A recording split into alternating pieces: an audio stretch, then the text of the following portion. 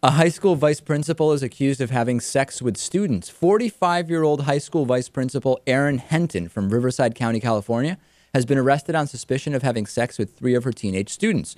A lot of the comments I got indicated the woman appears to be much older than 45 in this particular picture. I don't know how that's relevant to this particular story, but a lot of email about that. Well, it could just be an unflattering picture, or perhaps the years were not kind to whatever her name is. NBC Los Angeles is reporting that she's accused of having a 6-month-long sexual relationship with 3 male students, all under the age of 18. She was arrested on suspicion of sexual battery, oral copulation, and abnormal sexual interest in children, according to the Hemet Police Department. She's also allegedly exchanged improper and illegal images with boys via text message, according to Lieutenant Dwayne Weishart. Police don't believe that any of this happened on the campus.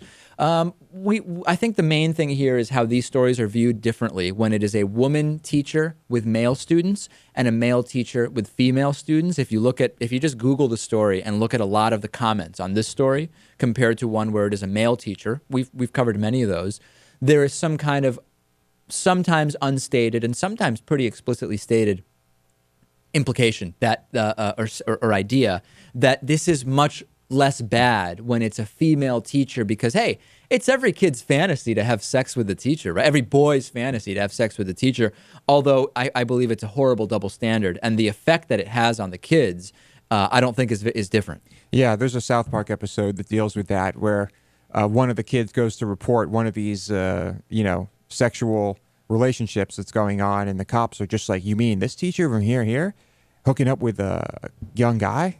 Nice. Yeah.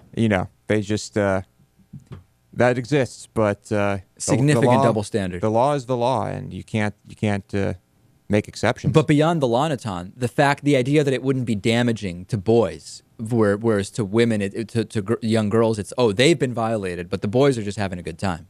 Yeah, and I totally agree. And on a side note, what is up with this picture of this one? Is this a mugshot, or is this like a normal picture of her in her daily life? It's not clear. Well, what there's kind a of toilet disturbing behind her, so I don't really know. Yeah, it's unclear what exactly we're looking at here. When this happens, obviously, it can be damaging to both the younger males and younger females, and it might not be. I mean, but it's not their gender, which is going to be the factor that determines that. Right.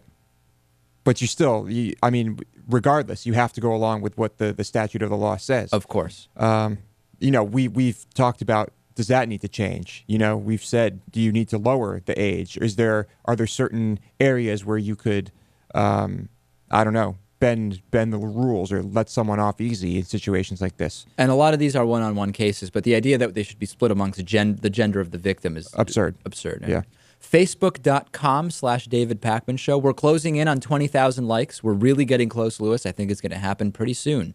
Join us on Facebook. Next, I will talk to Brian Fisher. We'll talk about his personal life. Does he agree that conservative social values are going away, for lack of a better term? Stay with us. Brian Fisher is next.